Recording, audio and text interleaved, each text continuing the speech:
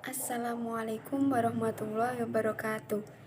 Kami dari kelompok 6 yang beranggotakan saya sendiri Niza Bait Fadilatul Zahra, Lu'lu'ul Ma'nun, Mahfud Basrawi, Mazlina Nurmaiza, Muhammad Abdur Rafiq, Muhammad Fatkur Rahman. Di sini kami akan mempresentasikan dengan judul Teknik dan Instrumen Penilaian Non-Tes. Yang pertama ada wawancara. Wawancara adalah suatu metode dalam sesi tanya-jawab yang digunakan untuk meminta jawaban dari salah satu pihak saja. Wawancara ini dianggap penting adanya dalam proses penilaian kelas karena dapat dilakukan secara langsung oleh peserta didik. Dengan begitu, pendidik akan mendapatkan jawaban secara leluasa dan peserta didik juga lebih bebas dalam menyampaikan pendapatnya. Yang kedua, ada kuesioner.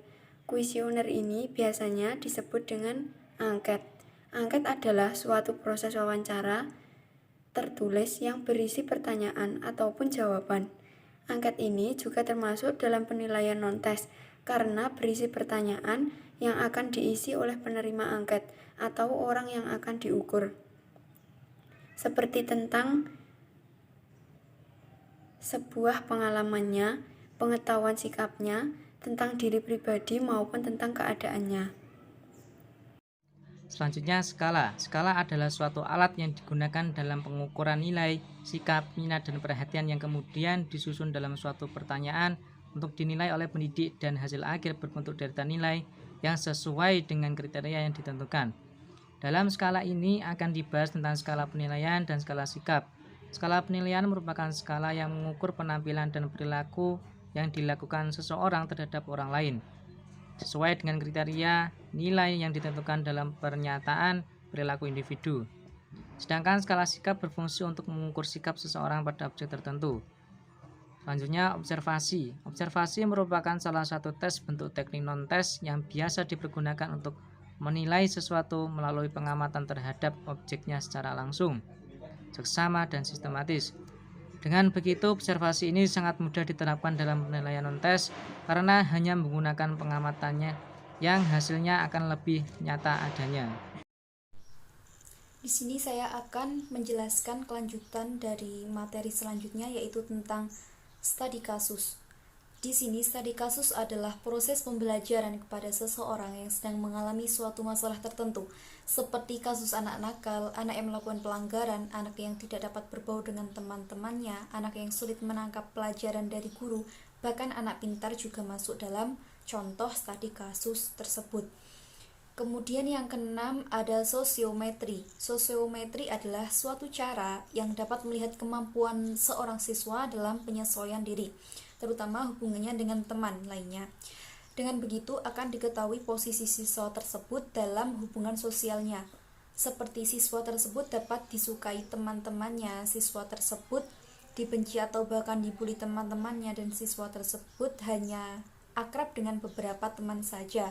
Hal tersebut dapat memudahkan dalam pengelompokan siswa dalam organisasi, dalam perlakuan seorang guru terhadap siswa tersebut, kemudian dalam pemberian tugas secara berkelompok dan pemberian motivasi kepada siswa.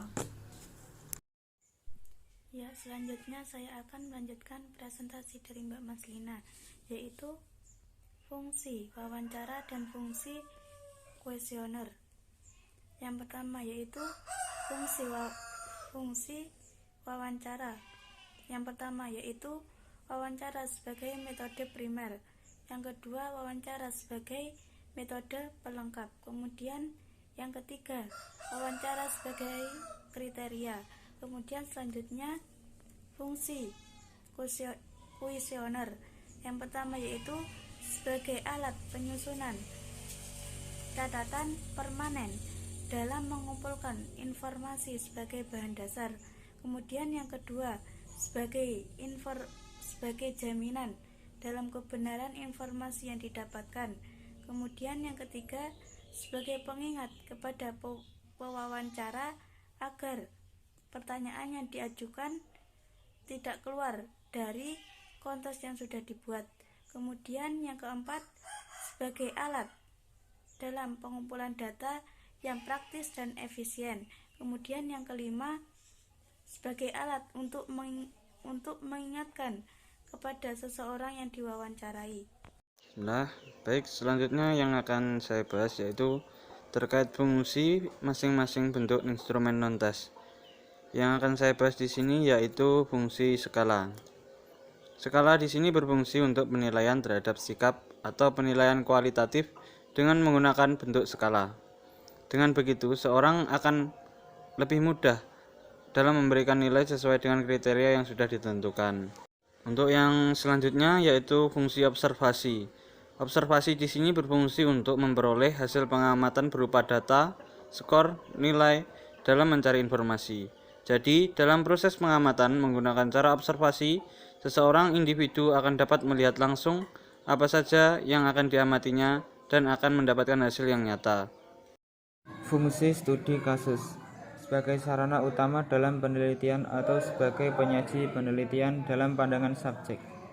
Sebagai penyajian menyeluruh yang berisi uraian mirip seperti pembaca alami dalam kehidupan sehari-hari. Sebagai sarana efektif antara peneliti dengan subjek dalam menunjukkan hubungan keduanya. Sebagai cara untuk menemukan konsistensi dari dalam diri.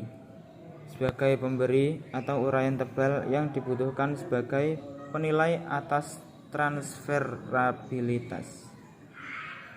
Sebagai sarana dalam penelitian dalam fenomena yang terjadi. Fungsi sosiometri sebagai alat dari suatu kelompok individu, sebagai dasar terhadap relasi sosial status dari masing-masing anggota kelompok yang bersangkutan yang digunakan untuk meneliti.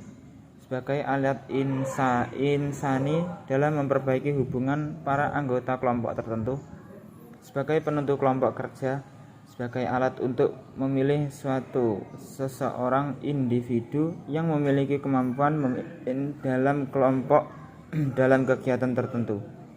Sekian dari kami, apabila mana ada kesalahan kami mohon maaf.